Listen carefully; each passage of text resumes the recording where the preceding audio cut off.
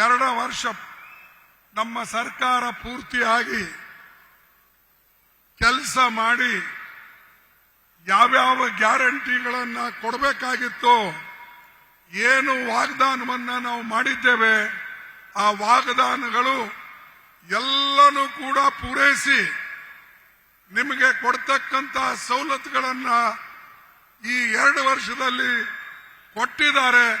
ಇದು ಒಂದು ದೊಡ್ಡ ಸಾಧನೆ ನಮ್ಮ ಕರ್ನಾಟಕ ಸರ್ಕಾರದ್ದು ಅಂತ ಹೇಳಿ ನಾನು ಬಹಿರಂಗವಾಗಿ ಘೋಷಿಸುತ್ತೇನೆ. ಬಂಧುಗಳೇ, ಇದು ಅಷ್ಟು ಸುಲಭ ಅಲ್ಲ. ಒಂದು ಕಡೆ ಗ್ಯಾರಂಟಿಗಳು ಕೊಡಬೇಕು, ಇನ್ನೊಂದು ಕಡೆ ರಾಜ್ಯವನ್ನ ಸುರಳಿತವಾಗಿ ನಡೆಸಿ ಎಲ್ಲರಿಗೆ ಸುಖ, ಸಮೃದ್ಧಿ, ಅಭಿವೃದ್ಧಿ ಅದನ್ನು ಕೂಡ ಮಾಡಬೇಕು. ಇವು ಎರಡೂ ಕೆಲಸ ಮಾಡಬೇಕಾದ್ರೆ ಬಹಳ ಕಷ್ಟವಾದಂತ ಕೆಲಸ. ಆದರೆ ನಮ್ಮ ಕರ್ನಾಟಕ ಸರ್ಕಾರ ಸಿದ್ದರಾಮಯ್ಯ ಅವರ ನೇತೃತ್ವದಲ್ಲಿ ಹಾಗೂ ಕೆಪಿಸಿಸಿ ಅಧ್ಯಕ್ಷರ ನೇತೃತ್ವದಲ್ಲಿ ಇದು ಬಹಳ ಸುರಳಿತವಾಗಿ ನಡೆದಿದೆ. ಅದಕ್ಕೆ ನಾನು ಈ ಸರ್ಕಾರಕ್ಕೆ ಹಾರ್ದಿಕವಾದಂತಹ ಅಭಿನಂದನೆಗಳನ್ನ ಸಲ್ಲಿಸ್ತೇನೆ. ಬಂಧುಗಳೇ, ಅನೇಕ ಜನ ಅನೇಕ ಗ್ಯಾರಂಟಿಗಳು ಕೊಡ್ತಾರೆ. ಮೋದಿಯವರು ಕೂಡ ಒಂದು 20 ಗ್ಯಾರಂಟಿ ಕೊಟ್ಟಿದ್ದಾರೆ. ನಿಮ್ಗೆಲ್ಲ ಗೊತ್ತಿದೆ, ನಾನು ಹೇಳಬೇಕಾಗಿಲ್ಲ. ಅವ್ರೇನ್ ಗ್ಯಾರಂಟಿ ಕೊಟ್ಟರು? ನಾನು ಅಧಿಕಾರಕ್ಕೆ ಬಂದ ಮೇಲೆ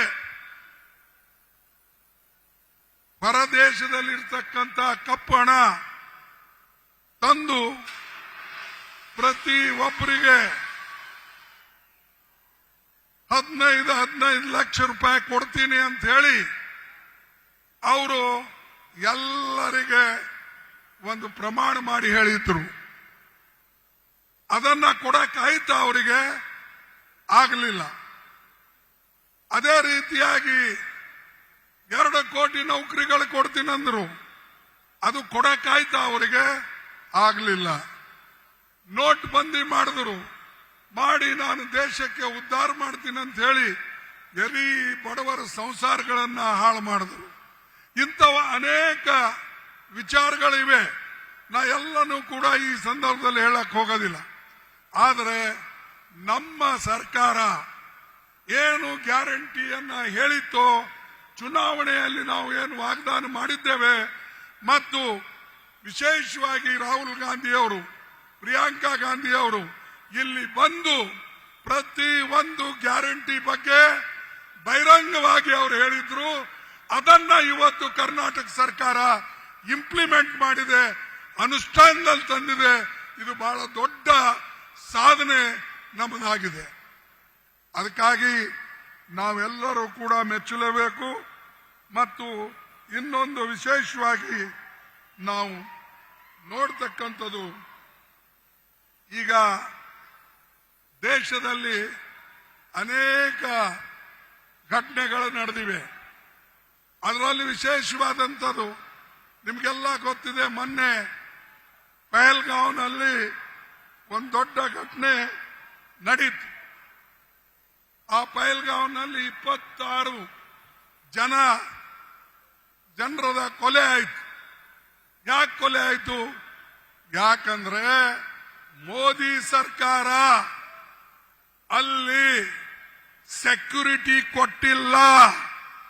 ಯಾರು ಟೂರಿಸ್ಟ್ ಹೋಗಿದ್ರು, ಅಲ್ಲಿ ಯಾರು ನೋಡಕ್ ಹೋಗಿದ್ರು, ಅವರಿಗೆ ಪೊಲೀಸ್ ಸೆಕ್ಯೂರಿಟಿ ಆಗಲಿ, ಬಾರ್ಡರ್ ಫೋರ್ಸ್ ಆಗಲಿ, ಅಥವಾ ಅಲ್ಲಿ ಮಿಲಿಟರಿ ಆಗಲಿ ಅವರಿಗೆ ಸಹಾಯ ಮಾಡಲಿಲ್ಲ. ಅದಕ್ಕಾಗಿ 26 ಜನ ಕೊಲೆ ಅಲ್ಲಿ ಆಯ್ತು. ಆದ್ರೂ ಮೋದಿ ಒಂದು ಮಾತಾಡಲಿಲ್ಲ ಅದರ ಬಗ್ಗೆ. ಮೋದಿ ಬರೇ ತನಗೇನು ಹೇಳಬೇಕು ಅದನ್ನ ಹೇಳ್ಕೊಂಡು ಹೋದ್ರು. ಮತ್ ನಾನು ಒಂದು ಮಾತನ್ನ ಹೇಳಿದ್ದೇನೆ, ಇನ್ನೂವರೆಗೆ ಅದರ ಉತ್ತರವನ್ನ ಬಂದಿಲ್ಲ. ಮೋದಿ ಅವರು 17ನೇ ತಾರೀಕು ಕಾಶ್ಮೀರ್ಗೆ ಹೋಗೋರಿದ್ರು. ಆದ್ರೆ 17ನೇ ತಾರೀಕು ಕಾಶ್ಮೀರ್ಗೆ ನೀವು ಹೋಗಬೇಡಿ ಅಂತ ಹೇಳಿ ಅವರ ಬೆವುಗಾರಿಕೆ ಅಲ್ಲಿರ್ತಕ್ಕಂಥ ಇಂಟೆಲಿಜೆನ್ಸ್ ಅವ್ರಿಗೆ ಹೇಳಿದ್ರು, ನೀವು ಹೋಗ್ಬೇಡಿ, ಪಾಕಿಸ್ತಾನದಲ್ಲಿ ಇದು ಕಾಶ್ಮೀರ್ನಲ್ಲಿ ಗಲಾಟೆ ಆಗ್ತದೆ, ಅದಕ್ಕಾಗಿ ದಯವಿಟ್ಟು ನೀವು ಕ್ಯಾನ್ಸಲ್ ಮಾಡಿ ಅಂತ ಹೇಳಿ ಅಲ್ಲಿ ಕ್ಯಾನ್ಸಲ್ ಮಾಡಿಸಿದ್ರು. ಇದು ನಿಮಗೆ ಗೊತ್ತಿದ್ದಾಗ 17ನೇ ತಾರೀಕು ನೀವು ಕಾಶ್ಮೀರ್ಗೆ ಹೋಗ್ತಕ್ಕಂಥ ಪ್ರೋಗ್ರಾಮವನ್ನ ಕ್ಯಾನ್ಸಲ್ ಮಾಡುವಾಗ ನೀವು ಯಾಕೆ ಈ ಟೂರಿಸ್ಟ್ ಅನ್ನ ಪೊಲೀಸರ ಮುಖಾಂತರ ಯಾಕೆ ಹೇಳಲಿಲ್ಲ? ನೀವು ಹೋಗ್ಬೇಡಿ, ಅಲ್ಲಿ ತೊಂದರೆ ಇದೆ ಅನ್ನತಕ್ಕಂಥ ಮಾತು ನೀವು ಹೇಳಲಿಲ್ಲ. ಹೇಳಿದ್ರೆ 26 ಪ್ರಾಣಗಳನ್ನ ಉಳಿತೀವು ಮತ್ತು ನಮ್ಮ ಈಗೇನು ನಾವು ಹೆಚ್ಚು ಕಡಿಮೆ ಚುಟ್ಪುಟ್ಟು ಯುದ್ಧಗಳು ನಡೆದಿವೆ ಅಥವಾ ನಮ್ಮ ಪಾಕಿಸ್ತಾನ ವಿರುದ್ಧ ನಾವೇನು ಘರ್ಷಣೆ ಮಾಡ್ತಾ ಇದ್ದೇವೆ, ಪಾಕಿಸ್ತಾನ ಕೆಲಸ ಅಂತೂ ಯಾವಾಗಲೂ ಬರೇ ನಮ್ಮ ಭಾರತ ದೇಶ ಮೇಲೆ ಗೂಬಿ ಕೂಡಿಸ್ತಕ್ಕಂಥದ್ದು. ಅವ್ರಿಗೆ ಶಕ್ತಿ ಇಲ್ಲ, ಶಕ್ತಿಹೀನರು. ಇವತ್ತು ಚೈನಾದಿಂದ ಸಪೋರ್ಟ್ ತಗೊಂಡು ಅವರು ನಮ್ಮ ಮೇಲೆ ದಾಳಿ ಮಾಡತಕ್ಕಂಥ ಪ್ರಯತ್ನವನ್ನ ಮಾಡಿದ್ದಾರೆ. ಇದು ಎಂದೂ ಕೂಡ ನಮ್ಮ ದೇಶ ಸಹಿಸೋದಿಲ್ಲ. ನಾವು ಒಕ್ಕಟ್ಟಿದ್ದೇವೆ ಅಂತ ಹೇಳಿ ನಾನು ಮೊದಲೇ 22ಕ್ಕೆ ಬೆಂಗಳೂರಿನಲ್ಲಿ ಹೇಳಿದ್ದೆ. 22ಕ್ಕೆ ನಾ ಬೆಂಗಳೂರಿನಲ್ಲಿ ಹೇಳಿ ಇಡೀ ದೇಶ ಒಕ್ಕಟ್ಟಾಗಿ ಸರ್ಕಾರಕ್ಕೆ ನಾವು ಬೆಂಬಲ ನೀಡಬೇಕು ಮತ್ತು ಯಾರು ನಮ್ಮ ವಿರುದ್ಧ ಹೋರಾಟಕ್ಕೆ ಬರ್ತಾರೋ ನಾವೆಲ್ಲರೂ ಸೇರಿ ವಿರುದ್ಧ ಮಾಡೋಣ, ಹೋರಾಟ ಮಾಡೋಣ, ಅದಕ್ಕಾಗಿ ಪ್ರಾಣ ಕೊಡೋಣ. ದೇಶ ಅನ್ನತಕ್ಕಂಥದ್ದು ಮುಖ್ಯ, ಆಮೇಲೆ ಜಾತಿ ಧರ್ಮ ಎಲ್ಲ. ಆದ್ರೆ ಇಲ್ಲೇನಾಗಿದೆ, ಇವತ್ತು ವಿಶೇಷವಾಗಿ ಮೋದಿ ಮುಖ್ಯ ಆಗಿದ್ದಾರೆ, ದೇಶ ಆಮೇಲೆ. ಯಾಕಂದ್ರೆ ಅವ್ರಿಗೆ ಉಳಿಸಕ್ಕೆ ನೀವು ವಿಶೇಷವಾದಂತ ಮಾಹಿತಿ ಕೊಡ್ತೀರಿ, ಆದ್ರೆ ಬಡವರಿಗೆ ಸಂರಕ್ಷಣೆಗಾಗಿ ಕೊಟ್ಟಿಲ್ಲ. ಇದು ನಾವು ತಿಳ್ಕೊಳ್ಬೇಕು. ದೇಶಕ್ಕಾಗಿ ನಾವು ಹೋರಾಡ್ತೇವೆ, ಬರೇ ನೀವು ಅಲ್ಲ, ಕಾಂಟ್ರಾಕ್ಟ್ ಯಾರು ನೀವೇ ತಗೊಂಡಿಲ್ಲ. ಈ ದೇಶಕ್ಕಾಗಿ ಇಂದಿರಾ ಗಾಂಧಿ ಅವರು ತನ್ನ ಪ್ರಾಣ ಕೊಟ್ಟಿದ್ದಾರೆ, ರಾಜೀವ್ ಗಾಂಧಿ ಅವರು ತನ್ನ ಪ್ರಾಣವನ್ನು ಕೊಟ್ಟಿದ್ದಾರೆ. ಅದೇ ರೀತಿಯಾಗಿ ಮಹಾತ್ಮ ಗಾಂಧೀಜಿ ಅವರು ಸ್ವಾತಂತ್ರ್ಯ ತಂದು ಕೊಟ್ಟು ತನ್ನ ಪ್ರಾಣವನ್ನ ಈ ದೇಶಕ್ಕಾಗಿ ಕೊಟ್ಟಿದ್ದಾರೆ. ಅಂತ ಪಕ್ಷ ನಮ್ಮ ಕಾಂಗ್ರೆಸ್ ಪಕ್ಷ. ಇಂಥ ಕಾಂಗ್ರೆಸ್ ಪಕ್ಷಕ್ಕೆ ನೀವು ಗೂಬಿ ಕೂಡಿಸ್ತಕ್ಕಂಥ ಪ್ರಯತ್ನ ಮಾಡ್ತೀರಿ, ನಮ್ಮ ಮೇಲೆ ಕೇಸ್ ಹಾಕೋ ಪ್ರಯತ್ನ ಮಾಡ್ತೀರಿ, ನಮಗೆ ಇಡಿ ಕೇಸ್ ಹಾಕ್ತೀರಿ. ನಮ್ಮ ಪೇಪರ್ ನ್ಯಾಷನಲ್ ಹೆರಾಲ್ಡ್ ಅಂತ ಪೇಪರ್ ಮೇಲೆ ಗೂಬಿ ಕೂಡಿಸಿ ಇವತ್ತು ನೀವು ಇಡಿ, ಸಿಬಿಐ, ಇನ್ಕಮ್ ಟ್ಯಾಕ್ಸ್ ನೋಟಿಸ್ಗಳನ್ನು ಕೊಟ್ಟು ನಮ್ಮನ್ನ ಮೆತ್ತಗೆ ಮಾಡಬೇಕು ಅಂತ ಹೇಳಿ ನೀವು ಪ್ರಯತ್ನ ಮಾಡ್ತಾ ಇದ್ದೀರಿ. ಇದು ಎಂದೂ ಸಾಧ್ಯ ಇಲ್ಲ. ಕಾಂಗ್ರೆಸ್ ಪಾರ್ಟಿ ಎಂದೂ ಕೂಡ ಯಾರಿಗೂ ಮಣೆದಿಲ್ಲ, ಬಗ್ಗದಿಲ್ಲ ಅನ್ನತಕ್ಕಂಥ ಮಾತನ್ನ ನಿಮಗೆ ಸ್ಪಷ್ಟವಾಗಿ ಹೇಳ್ತೇನೆ. ನಮ್ಮ ದೇಶಕ್ಕಾಗಿ ನಾವೆಲ್ಲನೂ ಸರ್ವಸ್ವವನ್ನು ಕೊಟ್ಟಿದ್ದೇವೆ. ಆದರೆ ಇವತ್ತು ಇರ್ತಕ್ಕಂಥವ್ರು ದೇಶದ ಬಗ್ಗೆ ಅಂತೂ ಹೋರಾಟ ಮಾಡಿಲ್ಲ, ಆದರೆ ದೇಶದಲ್ಲಿ ದುರಾಡಳಿತವನ್ನು ನಡೆಸಿದ್ದಾರೆ. ಅದನ್ನ ನೋಡಿ ಈಗ ಮೊನ್ನೆ ನಾವು ಒಂದು ಮೋದಿ ಅವರು ಹೇಳಿದ್ರು ಸರ್ಕಾರದಿಂದ, ಇಲ್ಲ ಹೊರದೇಶಕ್ಕೆ ಡೆಲಿಗೇಷನ್ ಕಳಿಸಬೇಕು ಅಂತ ಹೇಳಿ. ನಮಗೆ ಅವ್ರು ಕೇಳಲಿಲ್ಲ, ಬರೇ ಅವರಾಗೆ ಹೇಳ್ಬಿಟ್ರು.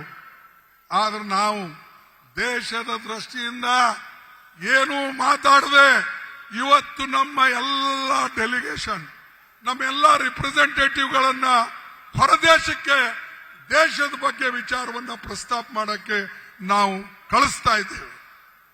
ಇದು ನಮ್ಮ ಗುರಿ, ದೇಶಕ್ಕೆ ಉಳಿಸ್ತಕ್ಕಂಥದ್ದು. ನಾವು ಪಕ್ಷ ಪಂಗಡ ಅಥವಾ ಯಾರಿಗೆ ಕ್ರೆಡಿಟ್ ಬರ್ತದೋ ಡಿಸ್ಕ್ರೆಡಿಟ್ ಬರ್ತದೋ ಇಲ್ಲ. ನಮಗೆ ದೇಶ ಉಳಿಸಬೇಕಾಗಿದೆ, ಜನನ ಉಳಿಸಬೇಕಾಗಿದೆ. ಅನೇಕ ವರ್ಷದಿಂದ ಗುಲಾಮಗಿರಿಯಲ್ಲಿ ಇದ್ದಂತ ದೇಶಕ್ಕೆ ನಾವು ಸ್ವಾತಂತ್ರ್ಯ ಮಾಡಿಕೊಟ್ಟಿದ್ದೇವೆ. ಅದು ಉಳಿಸ್ತಕ್ಕಂಥದ್ದು ನಮ್ಮ ಕೆಲಸ. ಈ ದೇಶದ ಸಂವಿಧಾನ ನಾವು ತಯಾರು ಮಾಡಿದ್ದೇವೆ. ಅದಕ್ಕಾಗಿ ಬಾಬಾ ಸಾಹೇಬ್ ಅಂಬೇಡ್ಕರ್ ಅವರ ನೇತೃತ್ವದಲ್ಲಿ, ಪಂಡಿತ್ ಜವಾಹರ್ಲಾಲ್ ನೆಹರೂಜಿ ಅವರ ನೇತೃತ್ವದಲ್ಲಿ ನಾವು ತಯಾರು ಮಾಡಿದಂತ ಸಂವಿಧಾನ, ಈ ದೇಶಕ್ಕೆ ತಂದಂತ ಸ್ವಾತಂತ್ರ್ಯ, ಇದನ್ನ ಉಳಿಸ್ಕೊಳ್ತಕ್ಕಂಥದ್ದು ನಮ್ಮ ಕರ್ತವ್ಯ ಆಗಿದೆ, ನಮ್ಮ ಜವಾಬ್ದಾರಿ ಆಗಿದೆ. ಅದು ನಾವು ಮಾಡ್ತೇವೆ. ಆದ್ರೆ ಬಿಜೆಪಿದವ್ರು ನೀವೇನ್ ಮಾಡ್ತೀರಿ? ಬರೇ ಸುಳ್ಳು ಹೇಳ್ಕೊಂಡು ಅಡ್ಡಾಡೋದು. ಇಲ್ಲಿ ನಾವು ದೇಶದ ಬಗ್ಗೆ ಮಾತಾಡಕ್ಕೆ ಒಂದು ಕಡೆ ಸೇರಿದ್ರೆ ಮೋದಿ ಅವರು ಚುನಾವಣೆ ಭಾಷಣ ಮಾಡಿಕೊಂಡು ಬಿಹಾರ್ನಲ್ಲಿ ಇರ್ತಾರೆ. 2 ಸಲ ಆಲ್ ಪಾರ್ಟಿ ಮೀಟಿಂಗ್ ಕರೆದರು, ಸರ್ವ ಪಕ್ಷದ ಸಭೆಯನ್ನ ಕರೆದರು. ಆದರೆ ಮೋದಿ ಅವರು ಬರಲಿಲ್ಲ. ನಿಮಗೆ ದೇಶ ಪ್ರೇಮ ಇದ್ದಿದ್ರೆ, ದೇಶದ ಮೇಲೆ ನಿಮಗೆ ಹೆಚ್ಚಿನ ಪ್ರೀತಿ ವಿಶ್ವಾಸ ಇದ್ರೆ ನಮ್ಮೆಲ್ಲರನ್ನ ಕರೆಸಿ ನೀವು ಯಾಕೆ ಆ ಮೀಟಿಂಗ್ ಬರಲಿಲ್ಲ? ಏನು ಕಾರಣ? ಆಮೇಲೆ ನಾವೇನಾದ್ರೂ ಒಂದ್ಸಾರಿ ಹೋಗ್ಲಿಲ್ಲ ಅಂದ್ರೆ ನಾವೆಲ್ಲ ದೇಶದ್ರೋಹಿಗಳು. ಆದ್ರೆ ಇವರು ಮೀಟಿಂಗ್ ಬರದೇ ಇರೋರು ದೇಶ ಪ್ರೇಮಿಗಳು. ಇದನ್ನ ನೀವು ಯೋಚನೆ ಮಾಡಿ, ಚಿಂತನೆ ಮಾಡಿ. ಬರೇ ಭಾಷಣದಿಂದ, ಬೊಗಳೆ ಮಾತಾಡೋರ್ಲಿಂದ ದೇಶದ ಕಲ್ಯಾಣ ಆಗಲ್ಲ. ದೇಶದಲ್ಲಿ ಎಲ್ಲರನ್ನ ತೆಗೆದುಕೊಂಡು ಹೋಗ್ಬೇಕು. ಅವಾಗ ಮಾತ್ರ ಈ ದೇಶ ಉದ್ಧಾರ ಆಗ್ತದೆ.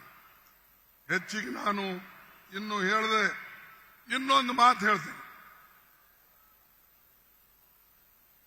ಸೋಫಿಯಾ ಖುರೇಶಿ ಒಂದು ಹೆಣ್ಣು ಮಗು, ಡಿಫೆನ್ಸ್ ಸ್ಪೋಕ್ಸ್ ಪರ್ಸನ್.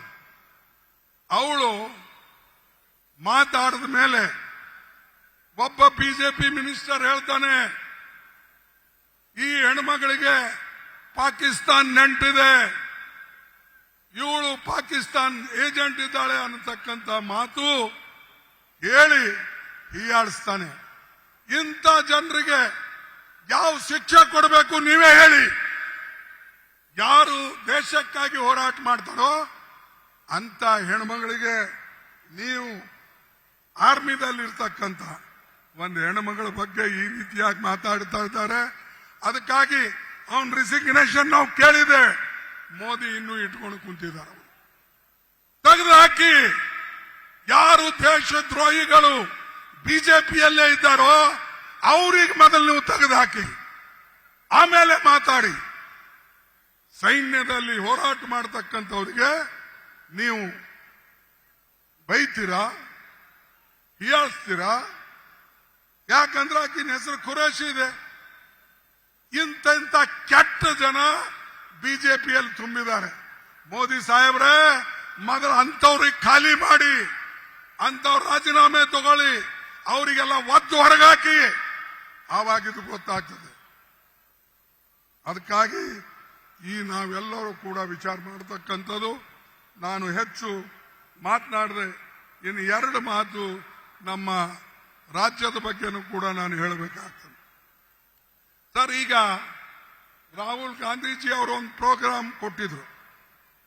ಆ ಯಾವ ಪ್ರೋಗ್ರಾಮ್ ಅಂದ್ರೆ ಬ್ಯಾಕ್ವರ್ಡ್ ಕ್ಲಾಸ್ ಕಾಸ್ಟ್ ಜನಗಣನ ನಾವು ಮಾಡಬೇಕು, ಜಾತೀಯ ಜನಗಣನ ಮಾಡಬೇಕು ಅಂತ ಹೇಳಿ.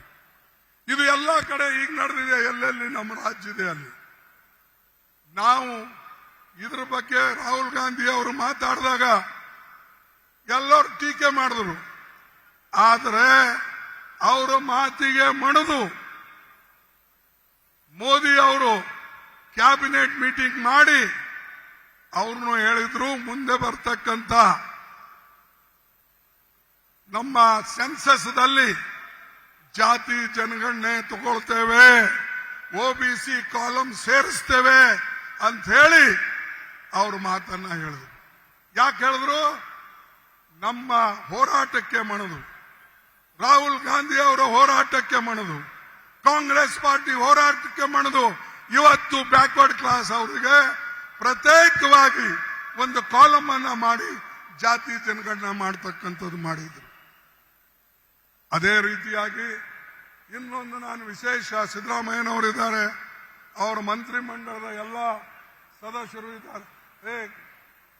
ಸ್ವಲ್ಪ ಇರಿ, ಆಮೇಲೆ ಮಾತಾಡೋಕೆ ನಾ ಅಪಾಯಿಂಟ್ಮೆಂಟ್ ಇಸ್ಕೊಡ್ತೀನಿ, ಆಮೇಲೆ ಹೋಗಿ ಮಾತಾಡಿ. ಸರ್, ಒಂದು ನಾನು ವಿಶೇಷವಾಗಿ ಹೇಳ್ತೀನಿ, ಜನಗಣನೆ ಮಾಡಿ, ಆದರೆ ಆ ಜನಗಣನೆ ಸರಿಯಾಗಿ ಆಗಬೇಕು. ಮತ್ತು ರಾಹುಲ್ ಗಾಂಧೀಜಿ ಅವರಿಗೂ ಕೂಡ ಯಾವ ಕೆಟ್ಟ ಹೆಸರು ಬರಬಾರದು. ನೀವು ನಿಮ್ ಕ್ರೆಡಿಟ್ ತಗೊಳ್ಳಕ್ಕೆ ಏನಾದರೂ ಮಾಡಿದ್ರೆ ಇಡೀ ಅದು ರಾಜ್ಯಕ್ಕೆ ತೊಂದರೆ ಆಗ್ತದೆ. ಇನ್ನೊಂದು ಎರಡನೇದು, ಶೆಡ್ಯೂಲ್ ಕಾಸ್ಟ್ನಲ್ಲಿ ಒಳ ಮೀಸಲಾತಿ ಮಾಡ್ತಾ ಇದ್ದೀರಿ, ಮಾಡಿ, ಅದಕ್ಕೆ ನಂದೇನು ತಕರಾರಿಲ್ಲ. ನಾ ಎಂದೂ ಅದಕ್ಕೆ ಅಡ್ಡು ಬಂದಿಲ್ಲ, ಎಂದೂ ಅದರಲ್ಲಿ ಹೋಗಿಲ್ಲ. ಆದರೆ ಈ ಇದರಲ್ಲಿ ಬೇಡ ಜಂಗಮ ಅಂತ ಹೇಳಿ ನೀವು ಸೇರಿಸ್ತಾ ಇದ್ರಿ. ಲಿಂಗಾಯತ್ ಕಮ್ಯುನಿಟಿದಲ್ಲಿ ಇರ್ತಕ್ಕಂಥ ಬಡ ಲಿಂಗಾಯತರಿಗೆ ಸವಲತ್ತು ಕೊಡ್ರಿ, ಆ ಲಿಂಗಾಯತರಿಗೆ ನಾವು ಸಪೋರ್ಟ್ ಮಾಡೋಣ, ಅವ್ರಿಗೆ ಏನು ಬೇಕು ಅದಕ್ಕೆ ಕೊಡೋಣ. ಆದ್ರೆ ಶೆಡ್ಯೂಲ್ ಕಾಸ್ಟ್ ಲಿಸ್ಟ್ ನಲ್ಲಿ ಬೇಡ ಜಂಗಮ ಅಂತ ಸೇರಿಸಿ 500 ಜನ ಇದ್ದವರು ಇವತ್ತು ಸುಮಾರು 4 ಲಕ್ಷ 5 ಲಕ್ಷ ಹೇಗಾದರು? ಇದನ್ನ ನೀವು ಇದ್ರ ಬಗ್ಗೆ ಎಲ್ಲಿ ಹೋದ್ರೆ ನೀವು Siddaramaiah? No, this is unfair. If Bed Jangama, if they are included in scheduled caste list, it will go against the untouchable scheduled caste, all the scheduled caste, and these people are nearly only 500 people in Hyderabad, Karnataka. Today, they are nearly 4.5 lakhs. Where from they have come? ಎಲ್ಲಿಂದ ಬಂದರು? ಅಂದ್ರೆ ಈ ರೀತಿಯಾಗಿ ನೀವು schedule caste ಜನರ ಹಕ್ಕನ್ನ ಒಂದು ಕಿತ್ಕೊಳ್ಬೇಕಂತ ಮಾಡಿರೋ, ಏನು ಅವ್ರಿಗೆ ಸಹಾಯ ಮಾಡ್ಬೇಕಂತ ಮಾಡಿರೋ? ಯಾರು ಫಾಲ್ಸ್ ಸರ್ಟಿಫಿಕೇಟ್ ಕೊಡ್ತಾರೋ ಮೊದಲು ಅವ್ರಿಗೆ ಒಳಗಾಕಿ ಅವ್ರಿಗೆ ಕೇಳಿ, ಇಲ್ಲಾದ್ರೆ ಇಡೀ ಸಮಾಜಕ್ಕೆ ನಾವು ದ್ರೋಹ ಮಾಡ್ದಂಗೆ ಆಗ್ತದೆ. ಯಾರೇ ಇರಲಿ, ನಾವು ಎಲ್ಲರೂ ಕೂಡ ಒಂದಾಗಿ ಇಂಥ ಜಟಿಲ ಸಮಸ್ಯೆಗಳಿಗೆ ಸಮಾಧಾನ ತಂದು ಸರಿ ಮಾಡಬೇಕು. ಅದಕ್ಕಾಗಿ ನಾನು ಕೈ ಜೋಡಿಸಿ ಸರ್ಕಾರಕ್ಕೂ ಕೇಳ್ತೇನೆ, ನಿಮಗೂ ಕೇಳ್ತೇನೆ, ಯಾರೂ ಫಾಲ್ಸ್ ಸರ್ಟಿಫಿಕೇಟ್ ಮಾಡಬೇಡಿ. ಯಾಕಂದ್ರೆ ನಿಮಗೆ ಸರಿಯಾಗಿ ಸಹಾಯ ಆಗಲಿ ಅಂತ ಹೇಳಿ ಒಂದು ಕಡೆ ರಾಹುಲ್ ಗಾಂಧಿ ಅವರು ಈ ಕಾರ್ಯಕ್ರಮ ಹಾಕಿದ್ದಾರೆ, ಇನ್ನೊಂದು ಕಡೆ ರಾಜ್ಯ ಸರ್ಕಾರ ಈ ಒಳ ಮೀಸಲಾತಿಯ ಪ್ರೋಗ್ರಾಮ್ ಅನ್ನು ತಂದಿದೆ. ಅಂತರದೊಳಗೆ ನಾವು ಬೇರೆಯವ್ರನ್ನ ಸೇರಿಸಿ ಇದನ್ನ ವಿಫಲಗೊಳಿಸ್ತಕ್ಕಂಥ ಪ್ರಯತ್ನ ಮಾಡಿದ್ರೆ ಖಂಡಿತವಾಗಿ ರಾಜ್ಯಕ್ಕೂ ಒಳ್ಳೆಯದಿಲ್ಲ, ದೇಶಕ್ಕೂ ಒಳ್ಳೆಯದಾಗಲ್ಲ. ಅದಕ್ಕಾಗಿ ಬಂಧುಗಳೇ, ನಾ ಇನ್ನು ಹೆಚ್ಚಿಗೆ ಹೇಳ್ತಾ ಇವತ್ತು ಹೆಚ್ಚಿಗೆ ಹೇಳಲಾರದೆ ನನ್ನ ಮಾತನ್ನ ಇವತ್ತು ಮುಗಿಸ್ತೇನೆ. ಮತ್ತು ಕೊನೆಯದಾಗಿ ರಾಹುಲ್ ಗಾಂಧೀಜಿ ಅವರು ಬಂದು ಇಲ್ಲಿ ನಿಮ್ಮೆಲ್ಲರನ್ನ ಉದ್ದೇಶಿಸಿ ಮಾತಾಡಿದಕ್ಕಾಗಿ ನನ್ನೆಲ್ಲರ ನಮಸ್ಕಾರಗಳನ್ನು ಹೇಳಿ ಮಾತು ಮುಗಿಸ್ತೇನೆ. ಒಂದು ಸ್ಲೋಗನ್ ಅನ್ನು ಕೂಗ್ತೇನೆ, ಜೈ ಹಿಂದ್, ಜೈ ಹಿಂದ್. ಏನ್ ಮೂಕರಿದ್ದೀರಾ? ಯಾರಿದ್ರು ನೀವು? ಜೈ ಹಿಂದ್, ಜೈ ಹಿಂದ್, ಜೈ ಕಾಂಗ್ರೆಸ್, ಜೈ ಕಾಂಗ್ರೆಸ್. ನಿಮ್ಮೆಲ್ಲರಿಗೆ ವಂದನೆಗಳು. ನಾನು ಮಾತು ಮುಗಿಸ್ತೇನೆ.